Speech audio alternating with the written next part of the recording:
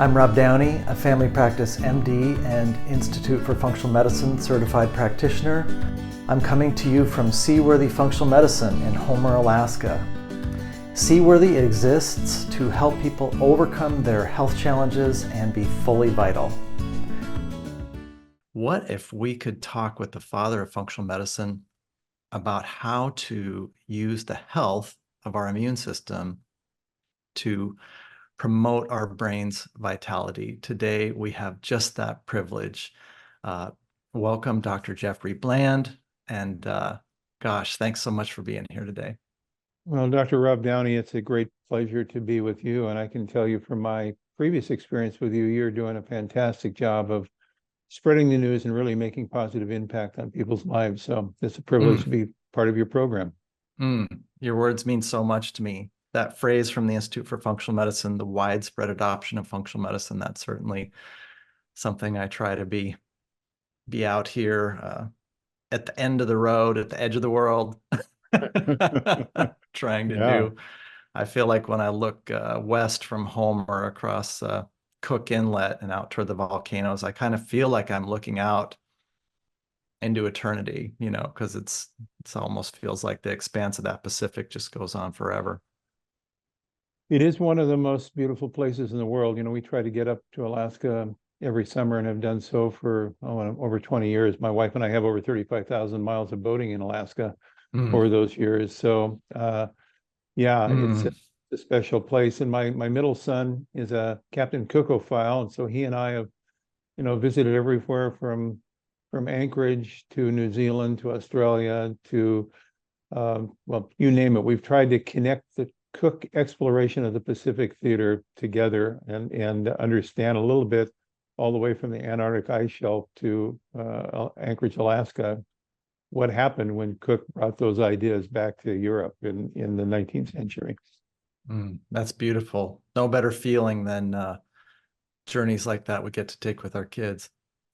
Yeah, that is absolutely the truth. And now it's the grandkids. I had the pleasure over the spring break of spending some time in Hawaii with the grandkids. Another Cook place in Kalakukua Bay. We took our boat over there for some snorkeling, and it was quite a wonderful another experience in the Pacific Theater.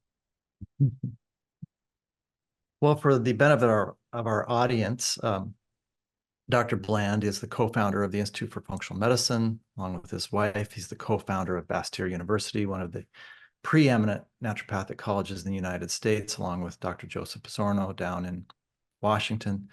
He founded the Personalized Lifestyle Medicine Institute, and now he's been doing Big Bold Health. And I'm certain we'll get some time to talk about the convergence of sustainable aquaculture and agriculture with our personal health, our mission for who we are, showing up for ourselves and others. And I think a great place to start today is this issue then of immunorejuvenation as a linchpin of what you're doing with Big Bold Health. And this has consequences for the plasticity and the capacity of our brain to grow the business. So is that a good place to start, Dr. Bland? Yeah, I think that's a great, because the term almost is an anachronism to the way that we used to think about the brain and the immune system.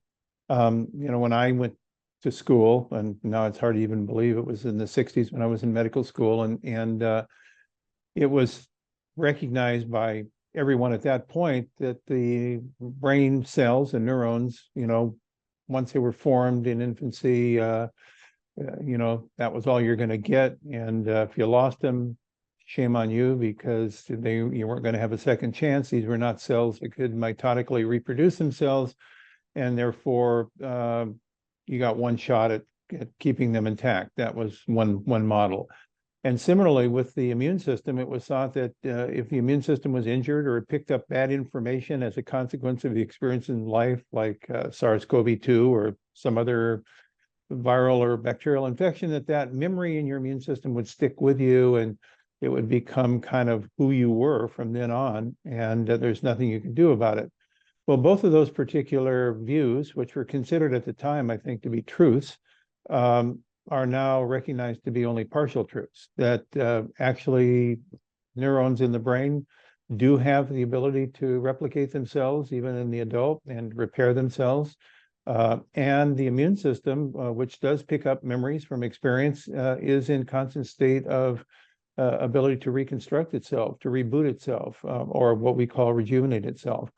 And in fact, that concept of immune rejuvenation is such a remarkable discovery over the last 10 years that it's won a couple of Nobel Prizes in medicine and physiology. So we're right on the cutting edge of learning new things about both the brain and the immune system. And of course, the brain and the immune system are intimately connected together. Neuroimmune function is really the system. And actually, if we wanted to go it even farther, we might say the neuroimmune microbiome system, because the gut microbiome is connected also to the immune system, to the nervous system. So we're starting to really have what I would consider a revolution in thinking. And it's powerful, because this construct that we have grown up with, that things are determined, there's nothing we can do about it.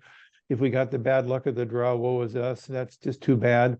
Now we have this concept, I call it the biology of hope. I really actually borrowed that term from the father of nutritional epigenomics, who wrote an article called The Biology of Hope, in which we see that these processes are two-way streets. You know, we can get off the off-ramp of damage and we can get back on the on-ramp of repair.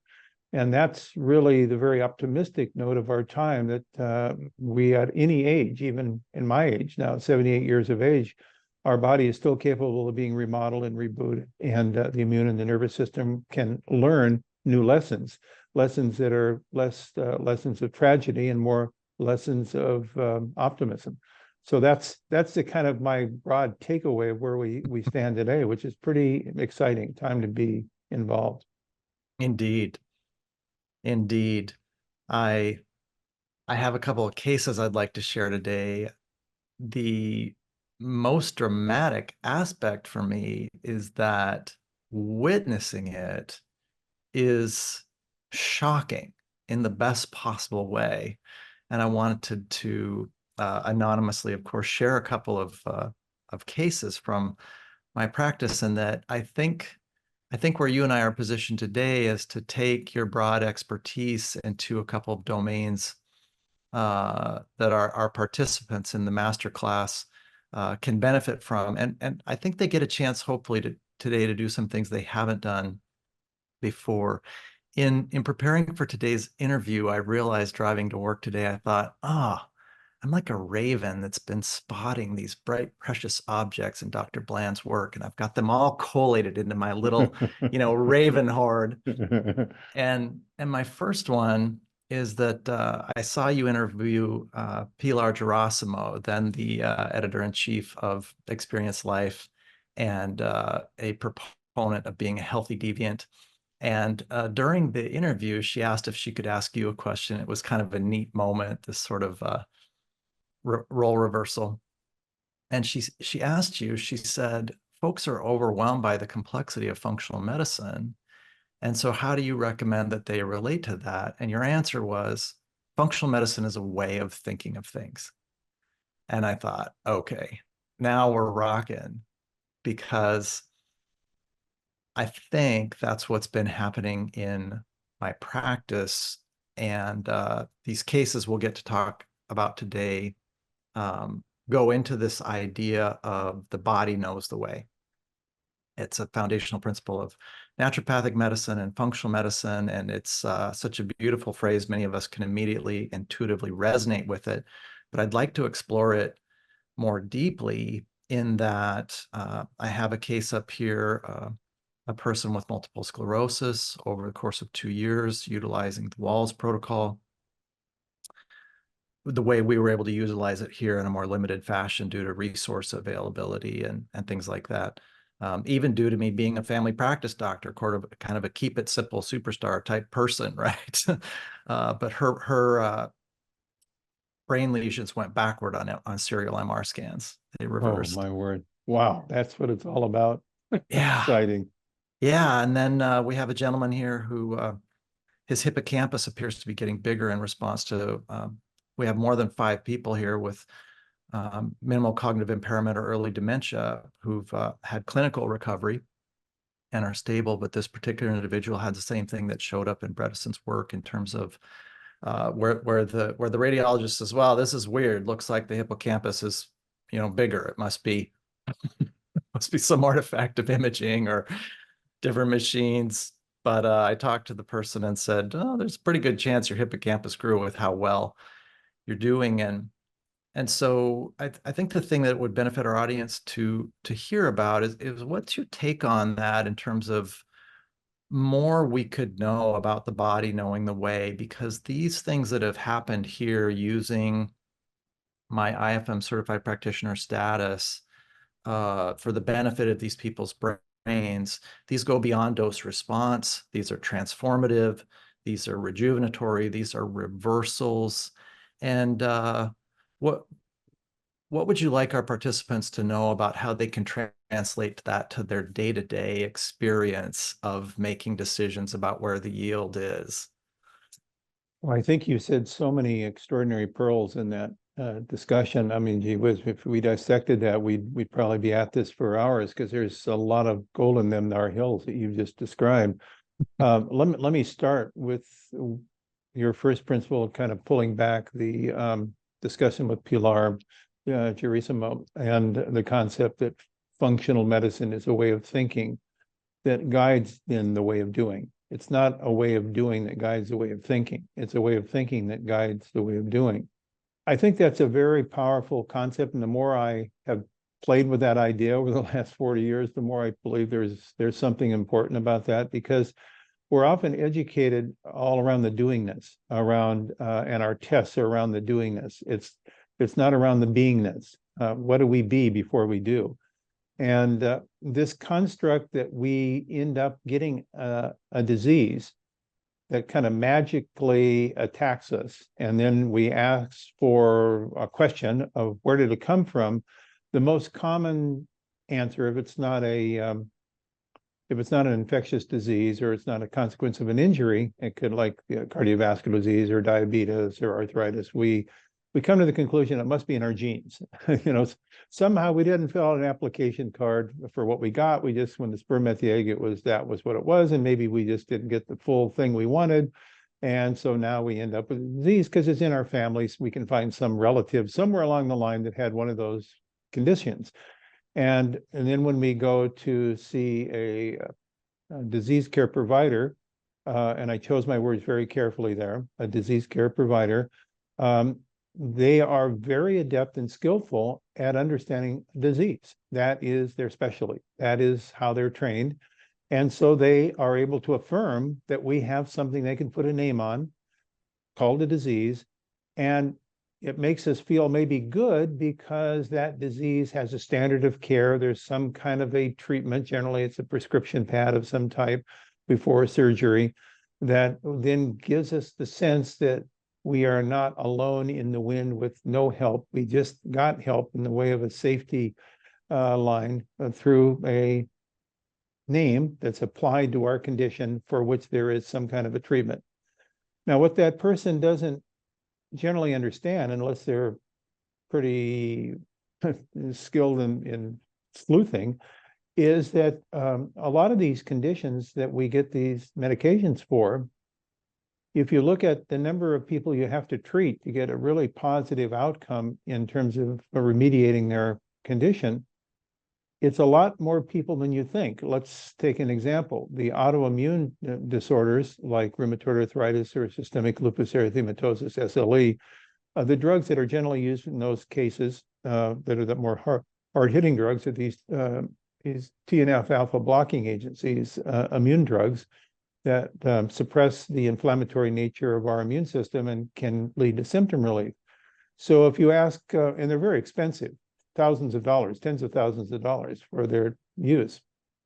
And then we have to ask the question, okay, if you have 10 patients with that diagnosis of that autoimmune disease that all take that same drug, how many of those 10 have been proven to have very positive outcomes and would be saying they have success? It's 4 out of 10. 4 out of 10 is the statistics, meaning 6 out of 10 didn't. So how Mhm. did that drug get approved? It got approved because in large clinical trials, when you do that, you have enough responders that responded well that it tips the statistics into a positive level where you can validate that it must have some benefit. So this is a medicine for the average. It's not a medicine for the individual. So then let's say you're one of the 6 out of 10 that didn't get a response. Where do you go? What do you do?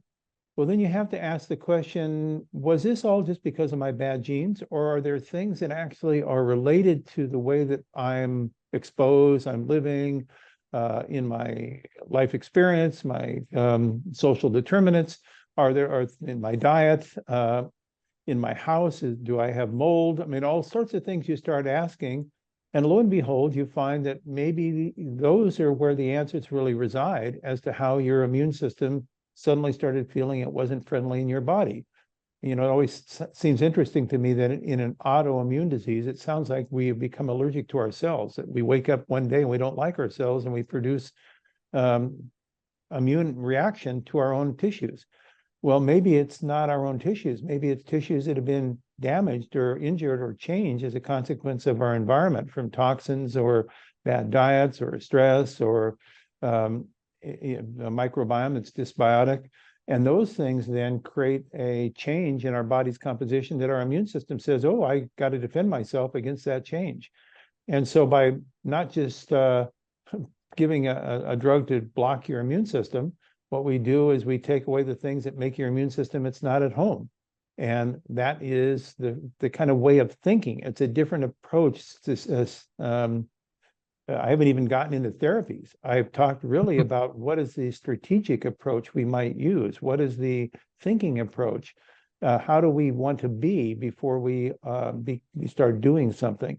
So this to me is the essence of the functional medicine model. It's a discipline and a formalism that allows us to think about these issues in a different way, not just assume that disease is an endpoint that you got just magically you can't do anything about, but to look at its root cause upstream and ask the questions, what are the things that might be present that would have caused what we now know about the etiology of that disease to be modified by the things that we could take charge of? So that's it's a different strategy entirely than and it doesn't at all to me criticize the use of medications or surgery for the treatment of disease. We need disease care, absolutely. But on the other side of that equation, where is the healthcare part of this? It's only people like you that are starting to bring the healthcare kind of balance into this equation. So we have a balance between a healthcare and a disease care system to provide true continuity of care throughout the different stages of our health and function. Mm. Well, it's a beautiful thing to get to be part of. I'm realizing more now when I get to talk to thought leaders that working the cases in reverse is often the greatest value to our audience, in that their greatest deficit is hope. In the fight, flight, freeze, faint model, they're mostly frozen. Honestly, they're terrified of the whole affair now. And so knowing that there's a way of thinking, then they can work it back forward to the HTB, or cooking with Himalayan tartary buckwheat, or looking at the Big Bold Health website and seeing the reminders to eat the phytonutrient spectrum. The details are there. I think it's rebooting hope and rejuvenating hope, and the confidence that a way of looking at things then opens these new dimensions. I think that may be one of the most important things those of us who devote our careers to this are doing now. Well, I think what you just said, Rob, is that there's so much gold and value in what you just said. The gentleman I was referring to that was I think credited as the father of nutritional epigenomics, Randy Girdle, who is a Baylor University professor, in which he discovered this concept that nutrition can modulate how genes are expressed. And he did these studies in the agouti mouse, this special inbred form of mouse that gets diabetes and obesity and generally dies young. He found that he and his postdoctoral student, Rob Waterland, found that if they administered high doses of folic acid, vitamin B12, and vitamin B6 to the pregnant dam, that not just the color of the coat of the offspring was changed and went from the traditional color of the agouti mouse to this other color that it's called pseudo-agouti. But most interestingly, they found that the animal that got those nutrients during pregnancy, their offspring lived 33 to 35% longer than the parents. It extended their life expectancy, and they did not get diabetes. They did not get obese. They stayed lean. That was like, no one believed it at first when this was published in 2005. And they thought this was an artifact that, no, you couldn't have nutrients that would have that impact upon developmental biology to completely change the phenotype of that magnitude. But now that study has been replicated, hundreds of times by many different investigators around the world, and it's absolutely true. It's a paradigm shift. And so then the question was, okay, well, that's really exciting for neonatal development, for fetal development, and maybe infancy. But what happens after you walking around breathing oxygen in the world? Do you still have the ability to modulate epigenetically how your genes are expressed in such a way that you could improve your function? And I asked Dr. Jirtle that question in 2006 when we awarded him the Linus Pauling Functional Medicine Award.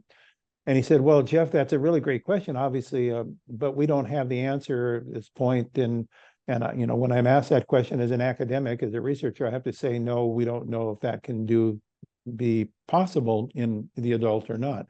Well, now, as of 2023, Dr. Jirtle published an extraordinary paper with collaborators confirming that throughout adulthood, there are what are called metastable epithelials. That's a long word, a long series of words that relates to the fact that there are still genes that are being modulated by epigenetics even in our adult life. So our thoughts, our beliefs, our attitudes, our movement, our microbiome, our diet, our environment are modulating certain genes that then control how we look, act, and feel throughout our whole life. Now, the good news is that's the biology of hope. That's the article he wrote saying, hey, this is a two-way street. You can modulate your function to age rapidly and undergo senescence and shorten your life expectancy, or you can do the opposite. You can put different marks on your genes that express your genes in the full benefit of good health, and you can improve your immune function, improve your nervous system function, improve your cellular recovery. And what it requires is the right practice. You have to commit yourself to the right program, and lo and behold, the results can be things that you've just talked about with your patients, things that would be considered as miraculous, spontaneous remissions of unknown origin. That's the way we used to describe them.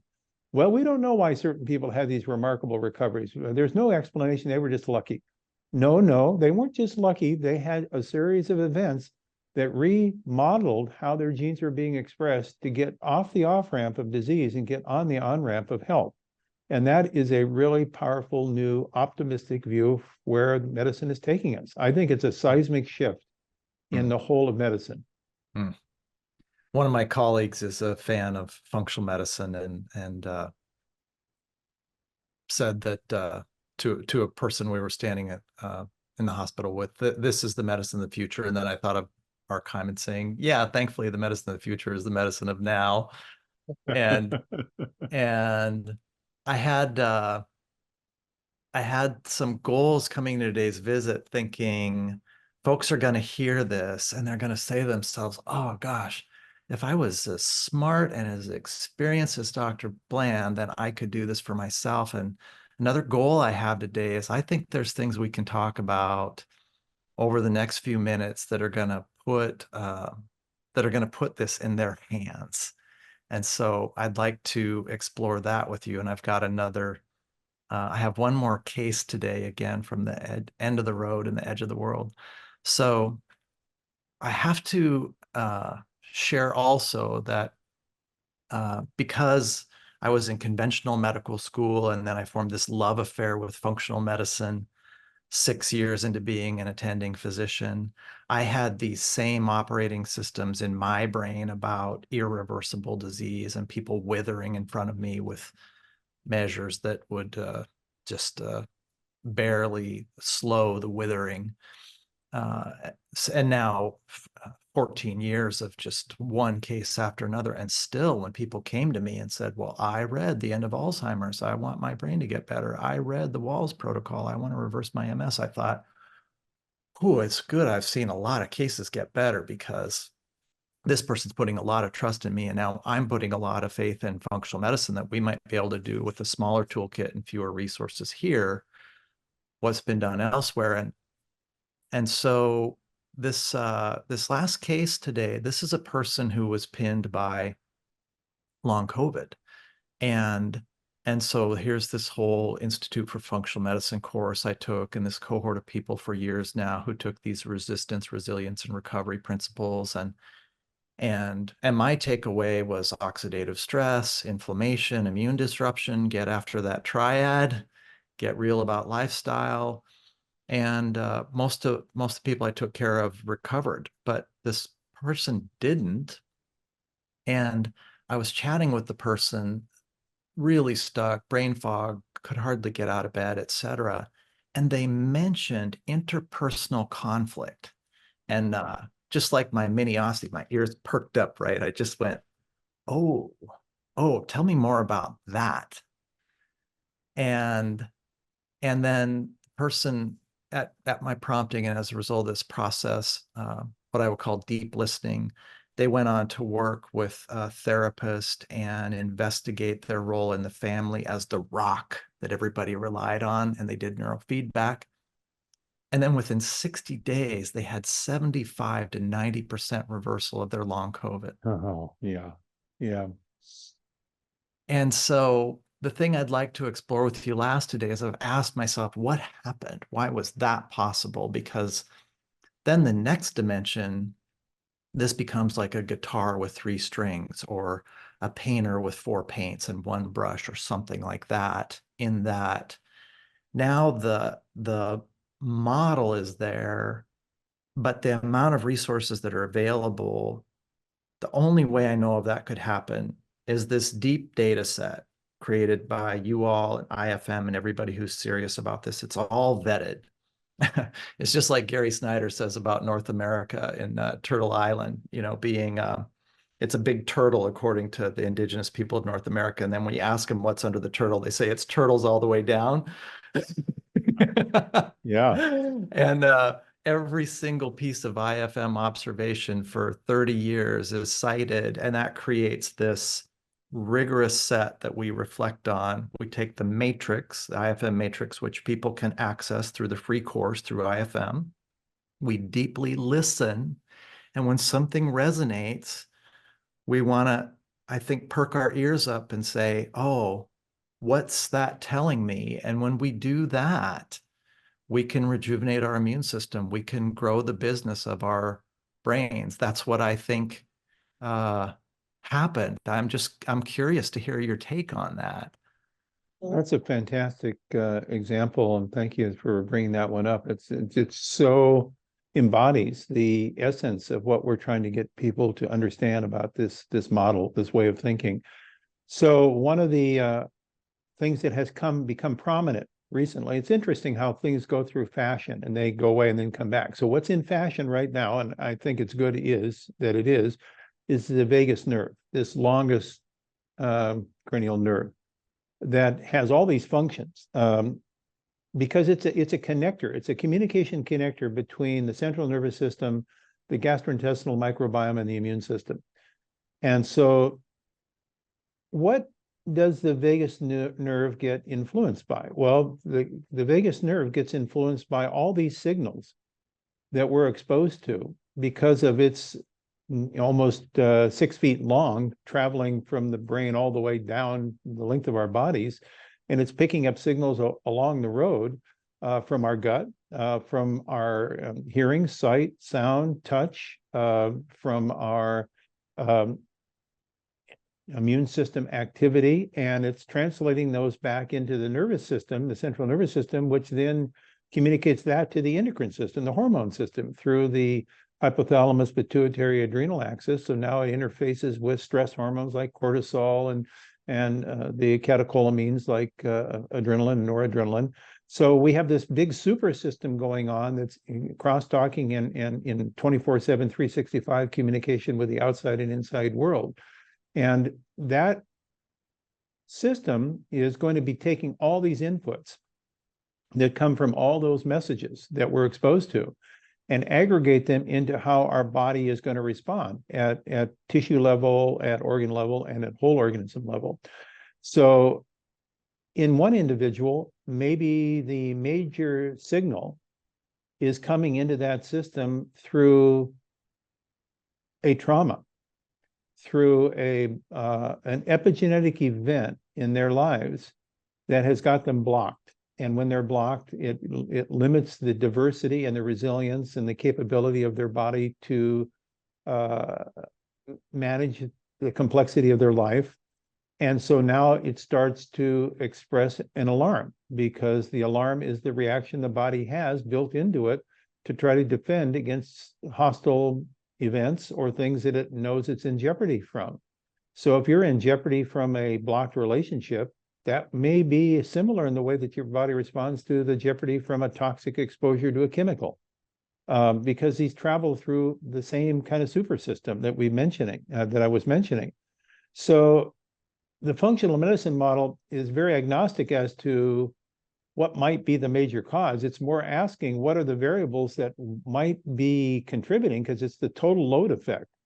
And so for someone, you said, well, I put them on a low allergy diet and I gave them low glycemic foods and I gave them mitochondrial support nutrients and I gave them pre and probiotics, and they're still in a state of imbalance. Well, what does imbalance mean? Like you said, it means their body is in an alarm state. In the alarm state, maybe we haven't found yet the source of the alarm.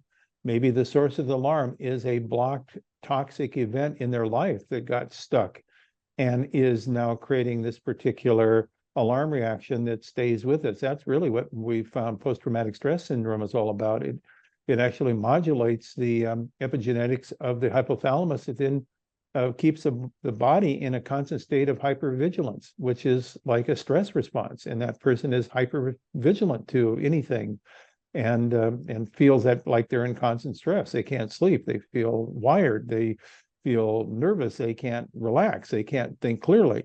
They think negative thoughts because their body is in a state of alarm and jeopardy.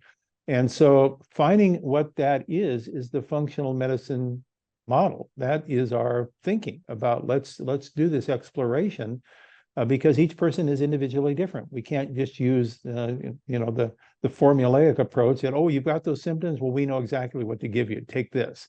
No, we need to find out the actual etiology coming from your own specific set of circumstances that lay on top of your own specific genetics.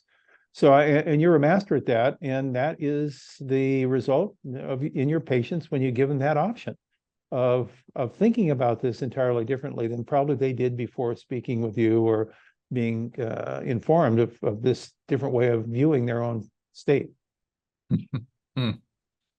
At 2006, you and David Jones were there in Fort Lauderdale for applying functional medicine clinical practice, and Dr. Jones led my roundtable learning the matrix. And after the session, we were walking back out in the hallway, and he said, oh, so who are you and what do you do? And I said, I'm a family practice doctor. And he said, oh, there's so many of us, so many family practice doctors. Just, we want this toolkit. Yeah. Yeah, I think you just said I think a really important concept there, that what is family practice in the best of all worlds? And that's actually, ironically, what led us to form functional medicine was asking that question. It was Dr. David Jones and I, who had been traveling the path together as young Turks at the time. So this was in the 70s. And we asked the question to one another, who would we refer our parents to for medical care that would then provide the ideal insight into healthcare that we, as their children, would want them to be served by? Back at that time, we were fairly young. Now it's us that we would ask that same question, having just had my 78th birthday. And we came to the conclusion that, we were relating to a variety of docs around the world at that point that seemed to have a different opinion as to how they would answer that question.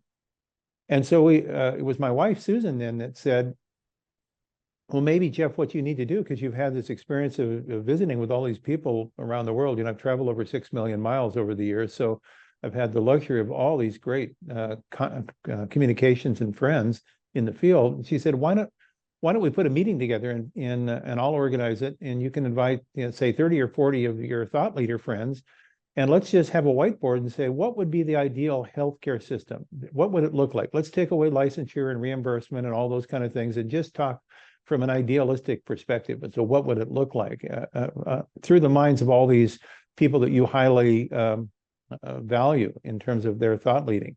So we did that. She did that. And that was in 1989. And that was such an enjoyable experience. And we had people from all sorts of different disciplines. Wayne Matson from MIT was a machine learning thinker, early stage, and was thinking about systems and how you aggregate networks.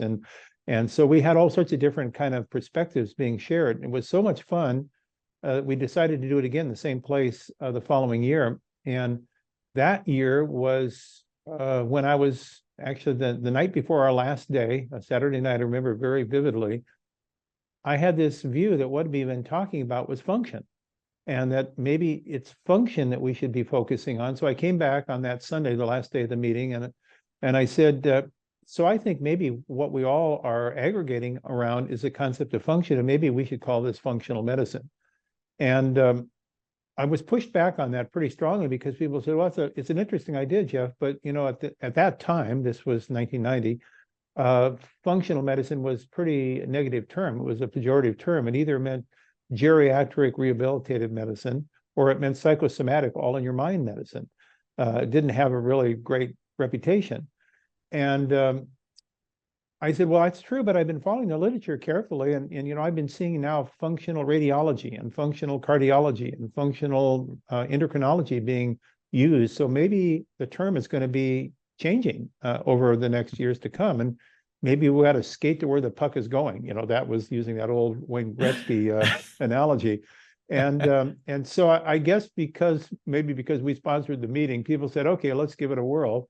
And we tried that concept of functional medicine, and in 1991 then formed the Institute for Functional Medicine. But the whole reason for it really came from the question that you were just describing, is what would really a healthcare system look like, and how would it be languaged, and what questions would it ask, and how would it deliver a different set of principles to individuals in that system. And then that tied to this whole question of family practice. Because family practice at that point had been kind of, I'm going to say this, maybe this is not appropriate, but a little bit dumbed down into, vaccinations and pap smears, and things that were useful. So I'm not discounting them, but not really looking at the full spectrum of the kind of things that maybe that first level family engaged individual would really be able to provide in services if we were to extend out the scope of practice, of family practice, to include these concepts of function. So that was really the whole raison d'etre for functional medicine to begin with, basically. It makes so much sense. It's so fun to hear the story. And it makes so much sense in that I was taught that family medicine kind of went two directions. There was this the social revolution included the idea that the old general practitioner should now be a board certified affair. And one arm of that sort of ended up in Boston, just basically the gatekeeper for seeing the cardiologist or the pediatrician or the ear, nose, throat doctor. And another group of folks kind of embodied by where I was trained in Minnesota, those folks said, well, we're going to get ready to send family practice to the nether regions of the earth and do everything under the sun. And these folks are going to have to be smart and capable and gritty. And my training in Minneapolis led me to be able to be north of the Arctic Circle from 2000 till 2002. So I was the social worker and the outpatient doctor and the inpatient doctor and the ER doctor and the trauma doctor. Yeah. the Hmm. janitors sometimes. And I think it's all a self-fulfilling prophecy because the cardiologist in Minneapolis would say, "Come on into the ICU. What do you think's going on, Rob?" And I'd say, uh, well, this is a head scratcher. And he'd say, "Well, better figure it out. I've Yeah. got this today, but by tomorrow, I want you to understand what's happening in here and why we're doing this. And by the way, go review those 500 pages of the person's chart. And, I want the waves of your brain to crash on the rock of this problem." Yep. Well, and I think you embody a specific personality characteristic that is maybe one of the defining principles for people that come into functional medicine, because you have to be a little bit of willing to be an explorer, uh, because you don't have all the kind of trappings that you have in kind of a disease focused kind of practice. You're prospecting new territory, and so you have to be a seeker. You have to be strong in your beliefs. You have to be measured in your decision making. You have to be a constant learner, and you have to be willing to go back and re-explore things that you learned that maybe in light of new information need to be modified slightly in terms of how you are going to translate those things into practice. So you carry those characteristics, and I think that I was told early on in when we formed the Institute for Functional Medicine that we would never get a large number of people to be involved with this, because we were going to ask people to go back and open up textbooks and learn things that they didn't even like the first time around, like biochemistry or nutrition or certain things about cellular physiology. And maybe that was not what they just survived through those courses. It wasn't the bread and butter. And we'd never get people, once they were licensed and they were through that, to go back and have to re-explore some of these things. And I'd have to say that that's been proven to be wrong, that there are a group of people like you. I'm not saying it's everyone, but a significant enough body of people like you that now there are over 200,000 people that have been through this functional medicine training and over the last 34 years. And I think this is such a testament to what healthcare really is all about, and being a doctor, a physician, teacher is all about, that people like you are constantly searching to be the best they can possibly be, even if it's an uphill grind, and it's sometimes against convention, and it's costly. It's costly because it takes time and energy and money to become skilled in a new art. And I have such reverence for people like you, Rob. I'm not kidding. It is my raison d'etre for how I look at my life. Um, and Mm. and that's actually in part what has led me to some degree in resistance with my wife Susan into this kind of chapter I'm involved with now, this Big Bold Health chapter, because Susan said, "Jeff, do you really need another thing?" And I said, "Well, I don't need another thing, but I feel that there is some pay forward responsibility for the good fortune and blessings that I've had of being in this field and meeting people like you, and just constantly feeling that there is goodness, there is hope out there that is embodied in this group, and it shouldn't come free of charge. I should be willing to pay forward on that and pass the baton on going forward." And so when I look back over, what are the clinical things that I think we as functional medicine providers kind of innovated? What are there clinical things that we can actually say, yes, they were part of our discoveries? I would say that there are three things, and now going on four, that I believe we can be proud of. Number one is we were the first groups to really talk about the gut. And we developed early on this program. We call it at the time the 4R program. I think it has more R's in it now, but it was remove, replace, reinoculate, repair for gastrointestinal restoration. And we were the first group starting in 1985. Actually, I started giving seminars to doctors around the gut microbiome. We in dysbiosis and leaky gut, we use that term. I was criticized very heavily for that early on, but that was our first major kind of landing spot as to how these concepts could be applied clinically in that program. Then the second was metabolic detoxification, and the fact that you could modulate how your body eliminated interior and exterior toxics into an exotoxin through activation of these detoxification systems, phase 1, phase 2, and phase 3 enzyme systems. And we codified that into a clinical program for metabolic detoxification. And then number 3, and I'm very proud of this, we were the first group in 1991 to talk about mitochondrial function. And, no one even talked about mitochondria when we started talking about it as a clinically important target.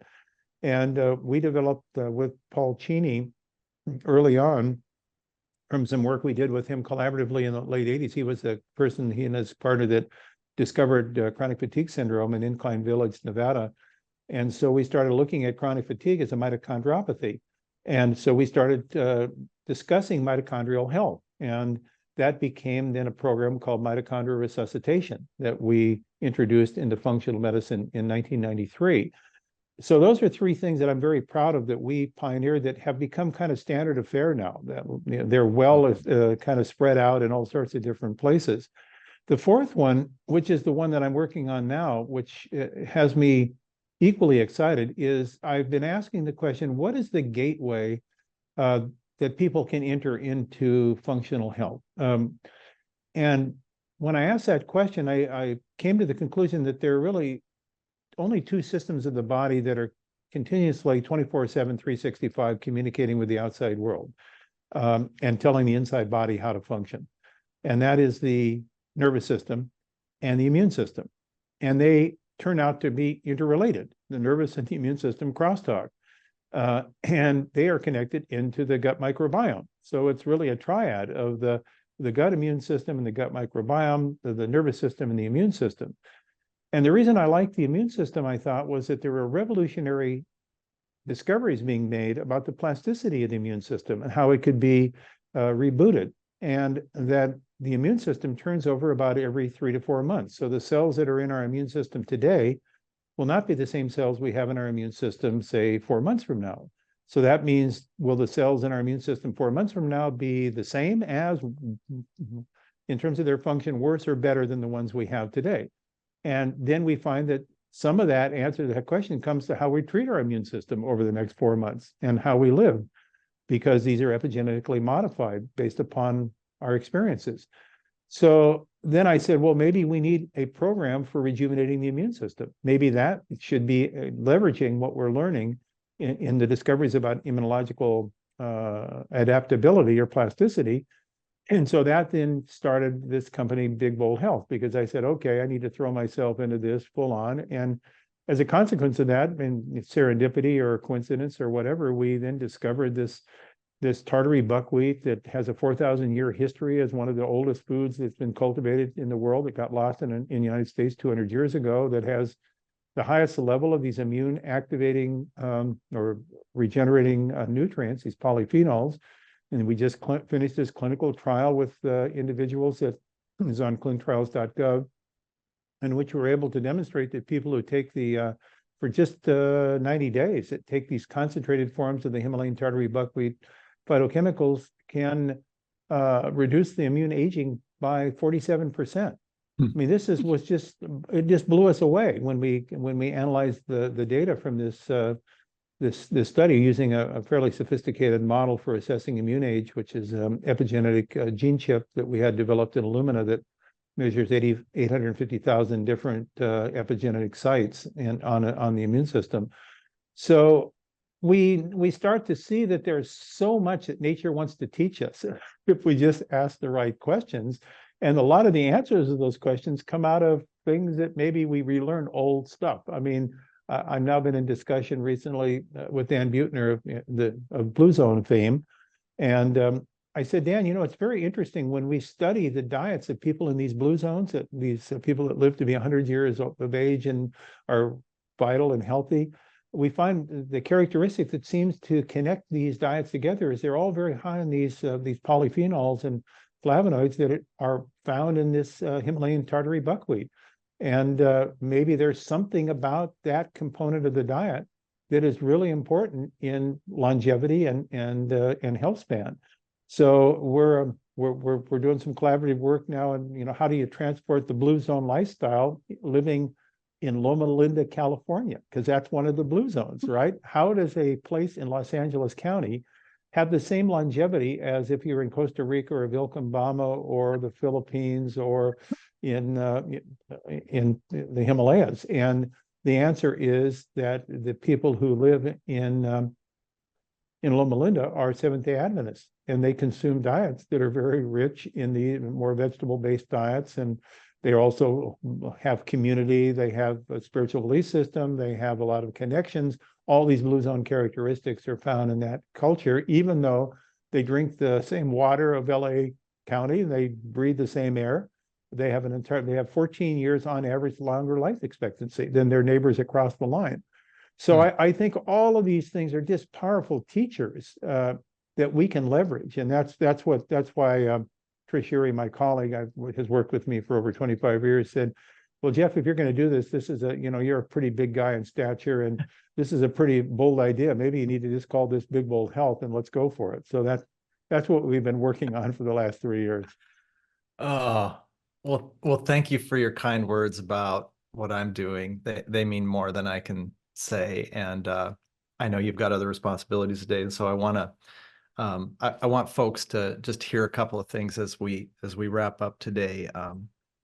Big Bold Health is very much worth a deep dive, and I got to see your interview with one of the HTB farmers, Himalayan tartary buckwheat farmers in New York. I think when it had 10 views, because a mutual friend told me to keep an eye out, and now I saw the other day it's in the thousands. And and I saw the new imagery for Big Bold Health with this beautiful waterfall coming in, streaming out into this pool. And I saw your new professional photograph, and it had kind of the colors of the Northwest. There was a little bit of a clouds in the sky. And it really reminded me of Zeus and kind of these lightning bolts, right? I mean, that's what came to mind about, wow, that's what this guy's doing now. And I get to sort of be out there, manifesting what he embodies. And my closing comment for folks today is, anybody who's IFM trained or IFM faculty or writes books, you can go to them for a deep data set that's vetted. It's turtles all the way down. If you can get your hands on an IFM matrix through the free class, through the Institute for Functional Medicine, you can learn for yourself how to do these analytical things. If you deeply listen, you can be like my mini Aussie and perk your ears up to that resonant sound of what matters most to you. And then I get a chance today to remedy an error. Sally Lamont, who I interviewed, a naturopathic doctor who reveres you, pointed out the power of your heart. And any of us that want that last superpower, it's when we bring heart to this, a heart of service carried into this next dimension of one of the best ways to be healthy is not only showing up for ourselves, but showing up for others. Then we are really rocking it. So thank you so much today, Dr. Bland. Well, Rob, I just want to again pass on my deep and most sincere appreciation for you. It's because of people like you that I've had the privilege to be in this field for now 40 plus years, and it keeps me going. I think that each of us attach ourselves in our lives to things that we think important, and there are many ways that we can do that. It's not a one path to enlightenment, but every person needs to have something that takes them out of their cells to a broader thing. It may be your children, it may be your community, it may be your faith. It could be many, many different things, but it's a very, very important part of what Dan Buettner was talking about in the blue zones. You find that in these different communities around the world, where if you're in Sardinia, these people have a connection to something's bigger than themselves. Even if they're sheep herders or goat herders, they've got some other connection that's bigger than that. And I think what you're doing with your patients and with your program is to get us to understand that these signals that impinge upon our receptors, that then translate through our genes into our function, are going to depend upon how we perceive the world in which we're living, how we take it on, how we take this privilege of life each moment knowing that it's never perfect. There are high and low spots in our lives and that we have to navigate through them. But the more we can be resilient, the more we can look at the topography of our lives and say, this was a journey that whatever the number of years that we have was extraordinarily worth the process. And I think in terms of functional medicine, to go back to where we started, it's really a way of thinking about how we want to be in this world, and then asking the right questions about the trajectory of our lives so that we can navigate to what our goals are, and use all the tools that nature can teach us to construct an outcome that is consistent with our desire. Beautiful. Thanks again. Have Thank a you. great day. You do the same. Thanks for joining us for the Seaworthy podcast. Seaworthy exists to help people overcome their health challenges and be fully vital. If you think we've earned it, please consider giving this podcast a like, subscribing, and giving us a 5-star rating on the platform of your choice. Thanks.